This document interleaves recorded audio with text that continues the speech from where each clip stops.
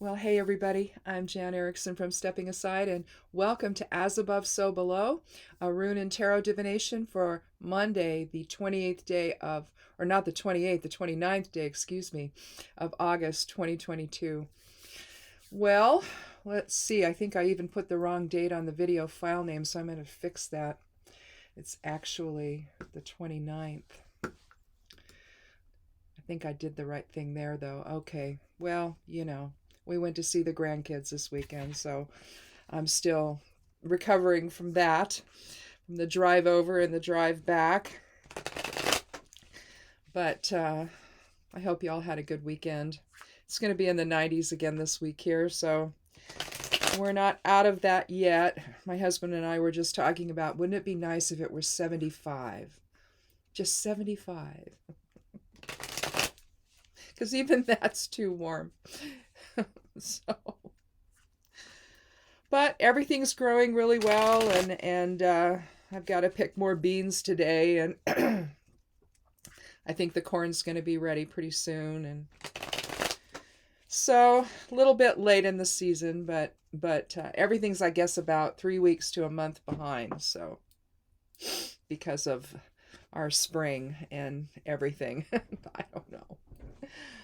I just wish it would get over with and I could actually be done doing everything I need to do. But I managed to get a lot of my herbs put away and off the drying trays because the hops are coming in and I'm running out of room for them. They're so prolific this year and so huge. So, well, okay, I've got everything here, and let's go ahead and take a look at today's esoteric influences. Now, that's the influences from the bigger post on the blog for the week that goes up on Saturday nights, Saturday evening, or in the 6 o'clock hours when I usually post it, 6 o'clock my time, and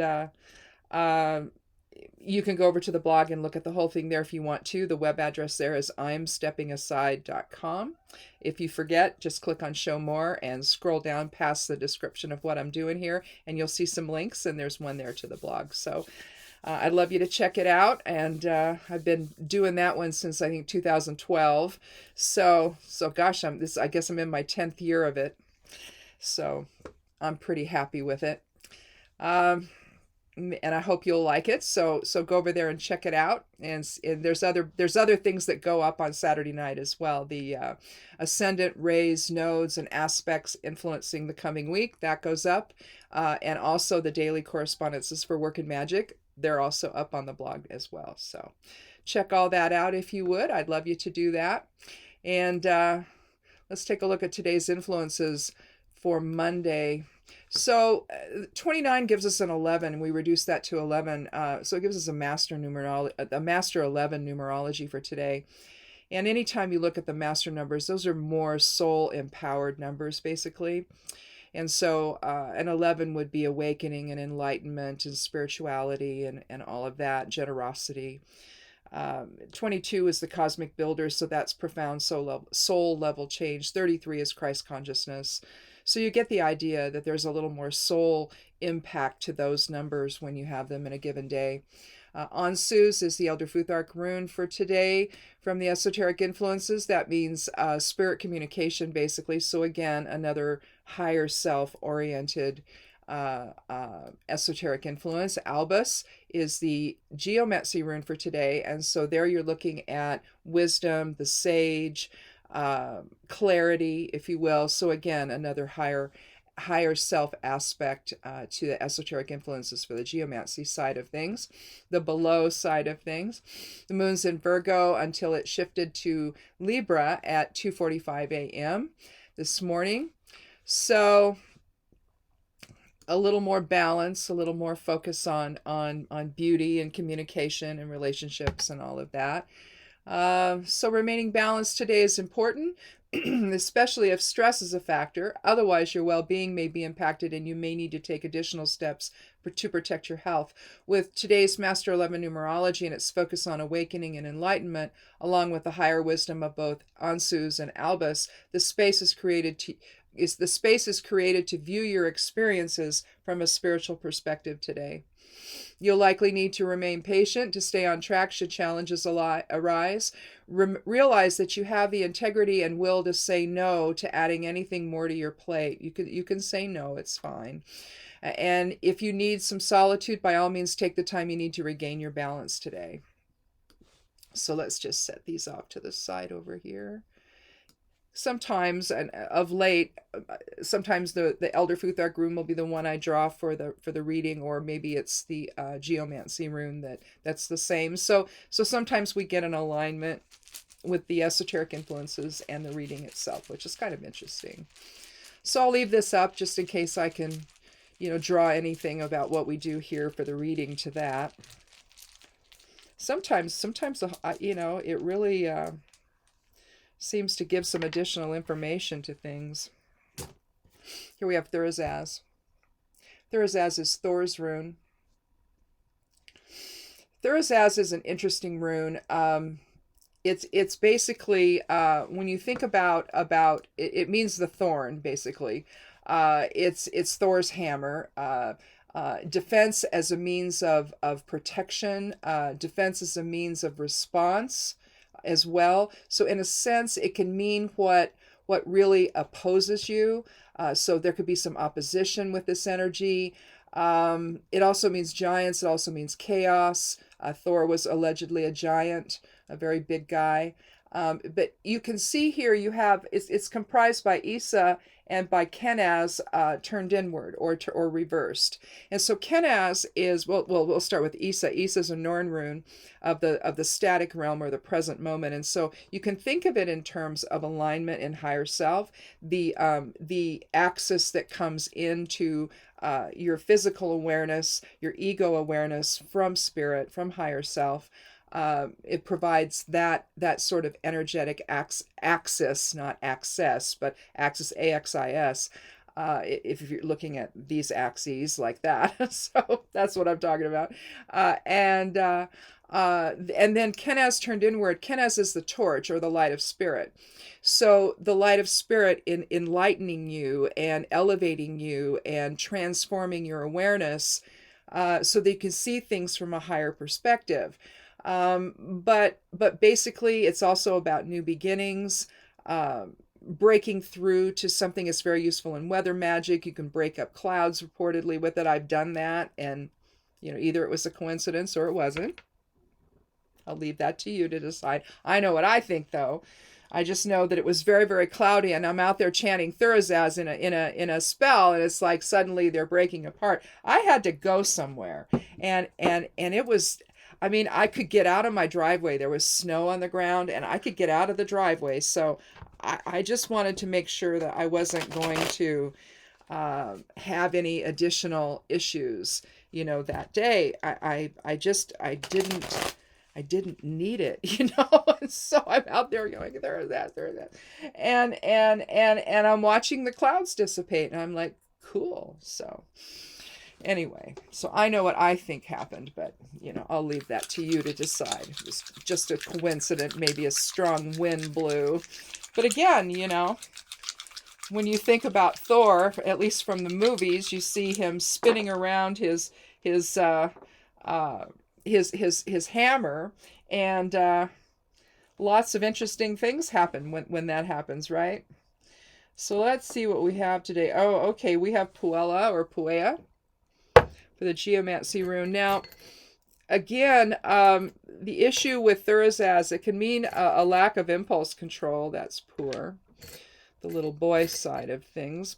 But Puella or Puea is it means scattered little girl energy.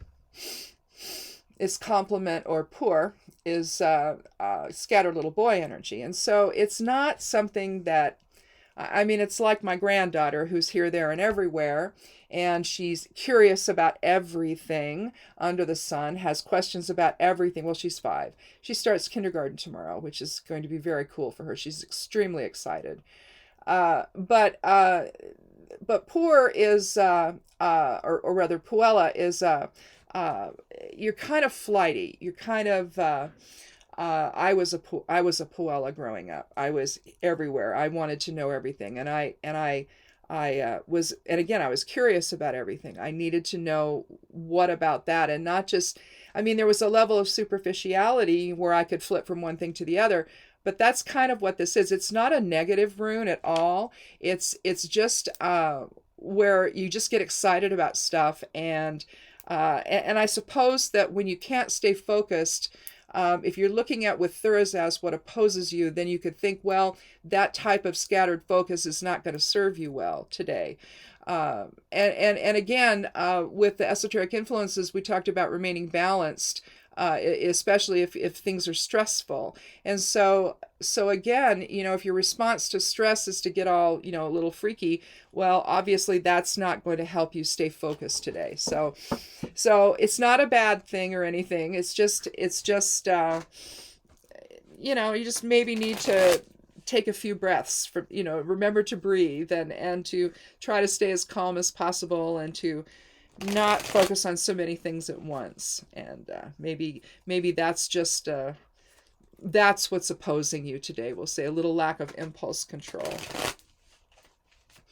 So in a sense, depending on how you look at Thurisaz, whether it's the control you need to keep and exercise and all of that, or the control you don't have, either way, there just seems to be reinforced by, a little bit anyway, by our scattered little girl energy with Puella today. So anyhow, we'll take some cards though, and we'll see what we can get a little more detail to that. And maybe it'll give us an entirely different interpretation. You just never know. Especially on a Monday. Oh, well, heck. Well, let's see. We've got two cards from the Major Arcana. The Tower and the Hierophant, and then we have the Two of Swords. So, I think that it's definitely going to bring in some higher awareness here today, and then either making a decision or looking at something dispassionately. So again, that's going to relate to both Thurisaz. Thurisaz with the Tower, we'll put that over there in front of that. But I think that Puella is probably going to go above the Two of Swords here. Just because I think that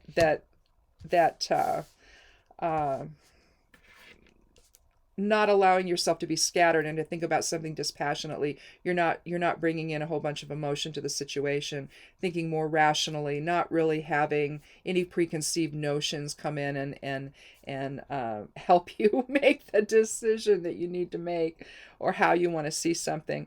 I've seen a couple of people lately online interpret the Tower though and the Two in a really and I saw this. I think I read one interpretation where it's just really kind of negative, and I don't see it that way. With the Tower in particular, you're looking at a tower, lightning coming in, blowing the top off. You see two people falling. We assume to their death, maybe, but maybe not. We don't really know. I don't see them hit the ground, so I don't know what's going to happen there. Maybe it's not that big of a deal. Maybe they fall into the water and they can swim, and so maybe they're fine afterwards. We don't really know what's going to happen to these two, though. So I think that we're talking about disruption. And again, Thurisaz can be part of that disruption. Sort of challenging yourself maybe to see things from a different perspective, maybe letting go, positive transformation.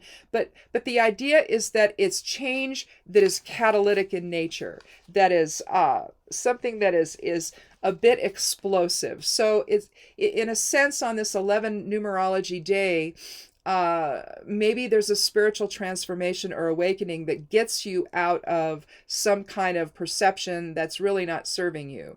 And there's a certain level of balance that's involved here as well, because you see, well, I'm assuming one of these might be a woman, but we don't know that either. It's hard to tell.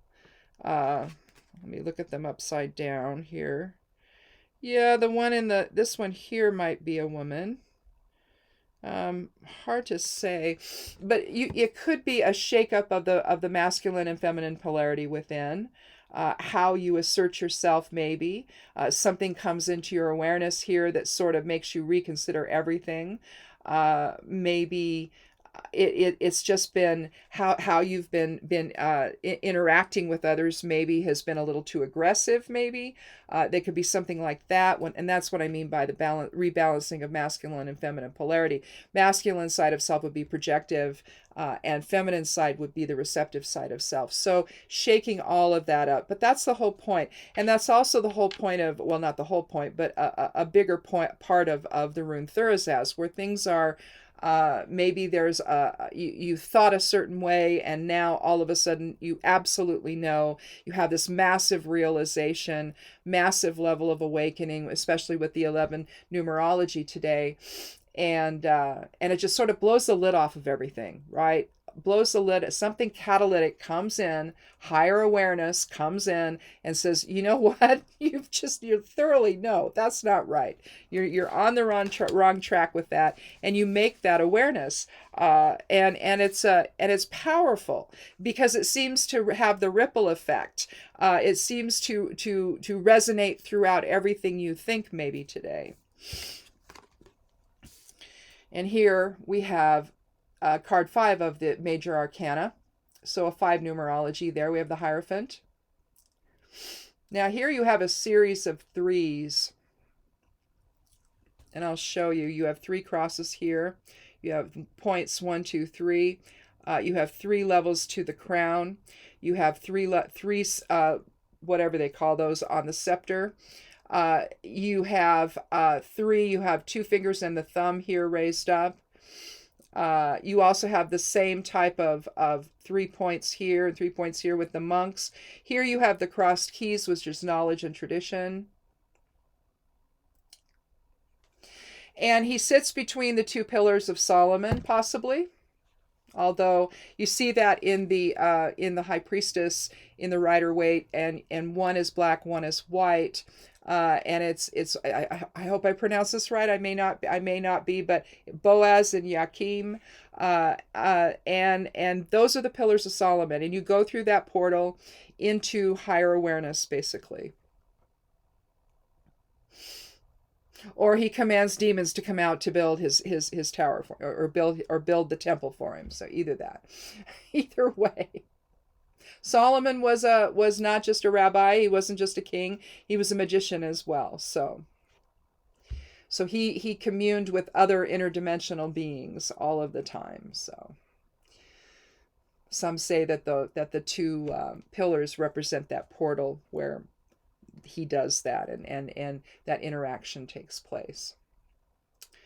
So, but here with the Hierophant, we're talking about hidden knowledge. We're talking about the inner teacher, or being a teacher to somebody else. Divine wisdom, mercy, idealism. But again, it's the higher self coming in and enlightening you, illuminating you, transforming you. And I think together with the 2 cards, with the Tower, the transformation is going to be spiritual in nature.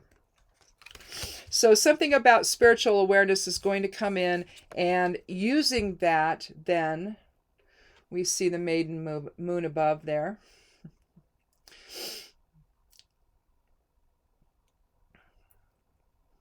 But 2 is about balance. It's also about love. It's about balance, love, reciprocity, healing. But here we have a woman sitting on a stone bench. Her arms are crossed with a sword in each hand. She's blindfolded. You see the water behind her. It's not completely smooth. So there's some emotional involvement here, even though this is the suit of swords, which is the air element. You still are going to see the other elements in these cards, but it's just the predominant energy is air. So basically she has to make a decision about something, and she has to turn her back to the emotions within. She has, and with that also, it's preconceived notion is involved in that. So she's having to turn her back to all of that and make a decision that's more balanced instead of weighted one side or the other. And whatever perceptions she's got to let go of, she's doing that by virtue of the blindfold. I'm going to take another card here, I think.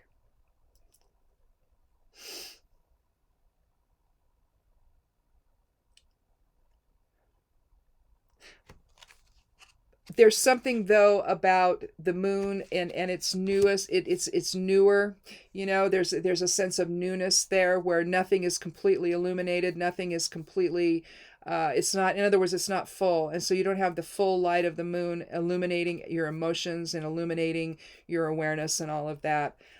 So she's having to do this in a way that she gets away from that though, because she needs to have that inner voice come through. And again, with today's 11 numerology, that can happen, where you just go within and you get really quiet, and you don't go in with any kind of when you enter that meditative state, you don't have any preconceived notions about what you want to know, or anything else, and you just let whatever happens come up for you.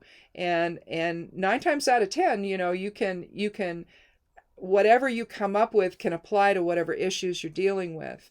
But the idea is to not let any preconceived notions come in, to not let emotion come in as well. Because our emotions tend to take us in a place that's a little more scattered, like with Puella here. It can keep you a little bit superficial, and here you need to really get into the heart of the matter, and you need to do it in a way that reflects enlightenment and the willingness to consider transformation, and allow transformation to come in and experience that feeling of awakening, and awakening to an inner truth that maybe you were either in denial of or you just couldn't see before. But sometimes, you know, you get to a point in life where there's enough chaos, and let's face it, there's a lot of chaos right now in people's lives. And at some point you've got to turn it all off, and you've got to be able to think. You've got to be able to think clearly, and the Hierophant is talking about that, doing things with clarity. Albus with the Geomancy rune from the Esoteric Influences, and Ansu's the rune, the Elder Futhark rune from the Esoteric Influences, both talk about that, about seeing things in a higher level of clarity. So something profound today is going to cause you maybe to go within and really turn off the noise of your own thoughts, turn off the noise of other people's input, and just sit and quietly go within and take that alignment in spirit, and allow that higher self energy to come in and say, look, there's more to this than you realize. And there's a higher purpose involved, maybe, where you embrace the moment and for what it has to teach you, no matter how difficult that moment might be. Maybe maybe that was part of the soul contract before coming into form, where the soul says, all right, I want to learn these things, I want to experience this stuff. Well, maybe this is part of that stuff. Maybe it's something really big that can be very transformative if you don't resist it, in other words. And so drop resistance, go within, turn off the noise, and allow yourself to see things from a perspective that you maybe have never seen before. So let's do one more card, though. We may be able to get a direction that this is really about, but maybe more specifics. But honestly, I think the energy is transformation here, with both the Tower, Thurazaz as well, keeping a stronger inner focus with both Puella telling us we need that, and the Two of Swords. Let's just see if there's one more thing we can know about this. But again, I think that all you have to do is go on social media, and you will see the level of ego that is impacting our world right now and our experiences. Whether it's the lack of compassion, the lack of empathy, the willingness to go the criminal route, if you will. That would be one way to see it, where people are so focused on gaining power and authority and control over other people that they're willing to take a path of criminality to even get there. Um, there was a shooting in the next town over last night at the local Safeway, one of the Safeways in that town. And I mean, a guy went in and he shot somebody in the entrance. He had an AR-15, and then one more person, and that person died. And then I think, and then there was another person that he shot and killed, and apparently he maybe shot himself. I don't know. He was, but they believe the shooter had also died, and they found the guns. So I mean, they're making an assumption here, but I don't know. I'm sure, though, I haven't read any more about it this morning. I haven't looked, but here we don't know what the motive was, if it was personal or if it was just random. But it's the idea that you can go and try to harm people now, just because that's what you want to do. It's always shocking when it happens everywhere else, but when it just happens down the street, in a sense, it's just, it sort of leaves you feeling like, well, what's going on? Why is this going on? And yet we've been seeing it happen all over the country and really all over the world now. So there's this level of negative energy, if you will. Let's just be neutral about it, just call it negative energy, that seems to be so profound and prevalent right now, at the expense of people's safety. And in my opinion, of course, that's wrong. That shouldn't be happening. But it is, because it's being orchestrated by people that want power and control. And so they manipulate people's mindsets. And so you see a lot of it going on, and a lot of decision of what's true instead of what actually is true. If it suits their needs to say something else, they'll just lie. And so that's going on right now. And so it's very difficult to understand, I think, what the truth is, because there's so much deception going on right now.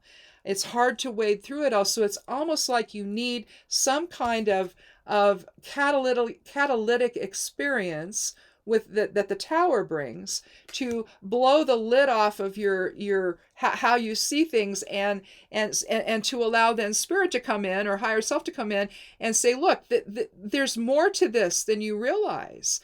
And so then from that point, there has to be a dispassionate look at what all that is, and what the message of spirit is telling you today. So let's take a look at one more card. 5, 6, 7, 8, 9, 10. And I always take the 13th card when I do that. Well,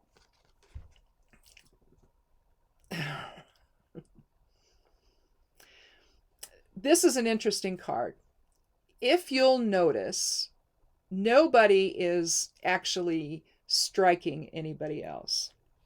So this can be thought of as just playful contact, although as a mother of 2 boys, I would be horrified in going out there and grabbing all of the staffs, but that's just me. Well, we used to teach karate, so I mean, well, anyway, that's another life. Anyhow, we have some change here, but we have people voicing their concerns, and nobody listening to the other person. It's all about, this is my idea, no, it's my idea, no, it's my idea, no, it's my idea. And maybe some of the reason to have to then go within is because nobody's listening to anybody else. And so the only voice that you really have is the inner voice that's going to tell you the truth today. So instead of really defining it a little bit more, I think that, well, I guess maybe in a way it is. But 5 is also the numerology of the Hierophant. And so we have, let's see, so there's 5 and 5 is 10. That's 1. With the 2, that's 3. 16 is 7, 7 and 3 is 10. So we have a 1 energy for the whole reading, for the cards anyhow. And so that's going to be independence and new beginnings and talent and leadership.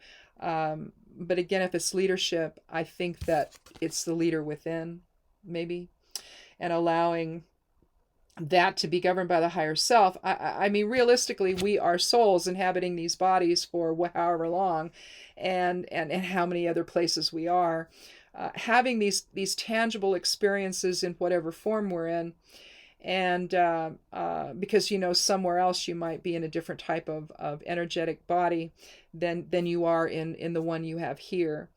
But realistically, it's this dichotomy, this balance you strike between higher self-awareness of how you see your surroundings and how you see your experiences versus the reactive ego.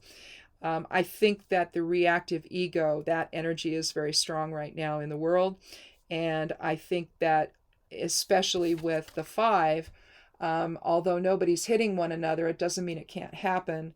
There's just a level of a lack of safety here and a lack of protection. But it's like you see this guy here, he's really asserting his own view here, his own ideas, and so is everybody else. But it doesn't seem like there's any integration. It doesn't seem like there's any kind of collective or shared understanding. It's just about everybody shouting their own ideas and nobody really listening to it. That's generally how I interpret the Five of Wands. It doesn't, but with wands there's also the potential for that. But wands reflects the fire element, and sometimes that just gets going, and you need a little bit more of the water element to maybe soothe some of that fire, so that you can actually then figure out what's really real and what's really true, and bring the greater understanding from the water element essentially into that experience. And again, you see that here in the background of the Two of Swords, that the water element is definitely part of this. You see the line of demarcation right here. So she's really stepped away from the emotions of all of this, and with her, and I really think that this is the card that governs the manifestation of both the Tower and the Hierophant. But I think that she has to do this in order to get some, and also with the 11 numerology today, she has to do this in order to gain some level of awakening and enlightenment that is from a higher perspective instead of from the reactive ego. So it's getting a dispassionate view of things, not allowing your mind to scatter with the idea of puella or puea, and keeping that focus solely on spirit and what that can tell you today. So transformation can come in all kinds of forms. So just be aware and be open and be alert to it. I mean, it could be something as innocent as a child saying something to you that gives you pause, and that your little spiritual teacher can come in many forms today. It can be an individual, it can be your own self, your own self-awareness, it can be some catalytic experience that happens today, but something is going to shake things up today, and I think it's going to be ultimately of a spiritual nature. So how all of that can manifest. It doesn't have to, though. It can manifest in a bunch of guys with a bunch of wands who aren't listening to one another. So, but maybe that's the awakening. It's like we have to start listening to each other and stop doing things in a way that can cause harm, instead of coming together in some kind of respectful moment where all sides get to be heard. But at some point there's going to have to be an agreement that's dispassionate, that where you in other words, throw your ideas onto the table and no longer own them, and simply be part of the outcome of it, instead of trying to force your own will on other people. There's an element of that here where each one seems to want to force their own will on the other, and again, nobody's looking at this from the standpoint of us. It's us versus them, and I think that the us versus them mentality is probably what is at the heart of all of the instability that we're experiencing right now, both in our personal lives and collectively.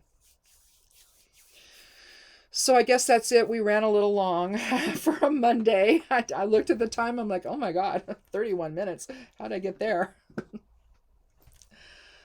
This usually happens when I get court cards, but not today. So Again, just remain open to spirituality today and seeing things from a spiritual perspective.